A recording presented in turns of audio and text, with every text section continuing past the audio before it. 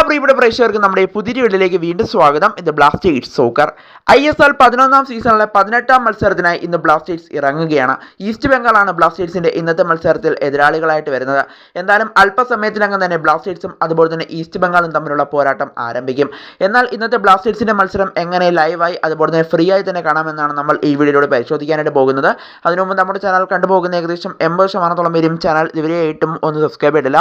അതുകൊണ്ട് തന്നെ എല്ലാവരും നമ്മുടെ ചാനൽ ഒന്ന് പരമാവധി സബ്സ്ക്രൈബ് ചെയ്തിട്ട് വീഡിയോ കാണാൻ ശ്രദ്ധിക്കുക. അപ്പോൾ നമുക്ക് നേരെ വീഡിയോയോട് തന്നെ കടക്കാം. എന്തായാലും ബ്ലാസ്റ്റേഴ്സിൻ്റെ ഇന്നത്തെ മത്സരം എങ്ങനെ നമുക്ക് TV-യിൽ ആദ്യം കാണാമെന്നൊന്ന് പരിശോധിച്ച് നോക്കാം. സ്പോർട്സ് 18 3 അതുപോലെ തന്നെ ഏഷ്യാനെറ്റ് പ്ലസ്, സ്റ്റാർ സ്പോർട്സ് 3 എന്നീ ചാനലുകളിൽ നമുക്ക് മലയാളം കമൻറ്റോട് കൂടി തന്നെ TV-യിൽ മത്സരങ്ങൾ വീക്ഷിക്കാനായിട്ട് സാധിക്കും. ഇനി മൊബൈലിലേക്ക് എത്തുമ്പോൾ നമുക്ക് ഫ്രീ ആയി തന്നെ മത്സരം വീക്ഷിക്കാനായിട്ട് സാധിക്കും.